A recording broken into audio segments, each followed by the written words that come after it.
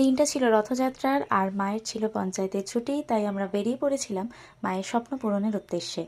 আমার মায়ের বেশ কয়েকটা স্বপ্ন ছিল, সেই পূরণ করার উদ্দেশ্যে আমি, মা আর উনি আমরা তিনজনে বেরিয়ে পড়েছিলাম, কারণ বাপি ওই দিন বাড়িতে ছিল না।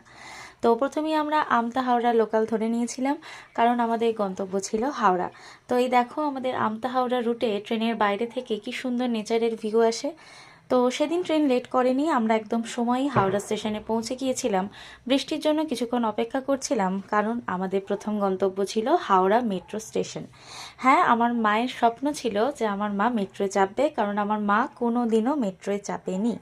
তো মা বাবার স্বপ্ন পূরণ করতে কার না ভালো লাগে বলো, তাই আমিও সুযোগ পেয়েছিলাম যখন, সেই সুযোগটা আর হাতছাড়া করিনি।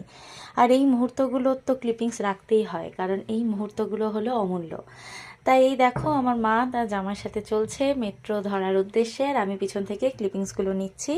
তো প্রথমেই মাকে চারপাশটা দেখাতে দেখাতে উনি চলেছেন, আর আমি পিছন থেকে মজা নিচ্ছি। তো এরপর আমরা যথাসময়ে হাওড়া মেট্রো স্টেশন থেকে মেট্রো ধরে নিয়েছিলাম। মাকে আমি বোঝাচ্ছিলাম যে কিভাবে মেট্রো ধরে, কিভাবে যাতায়াত করতে হয়, সমস্ত বিষয়টা বোঝাচ্ছিলাম।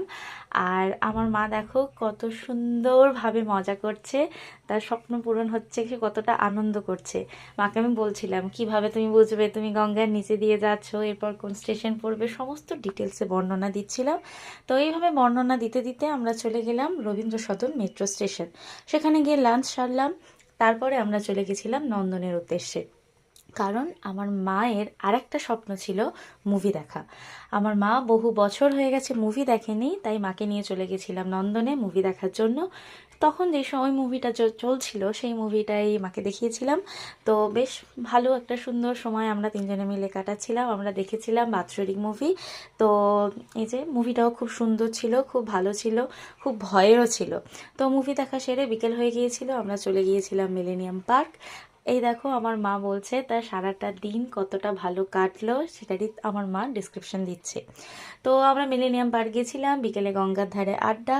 তারপরে আর কি, খাওয়া দাওয়া সেরে লঞ্চ ঘাট ধরে লঞ্চ ধরে বাড়ি ফেরা, ব্যাস, টাটা।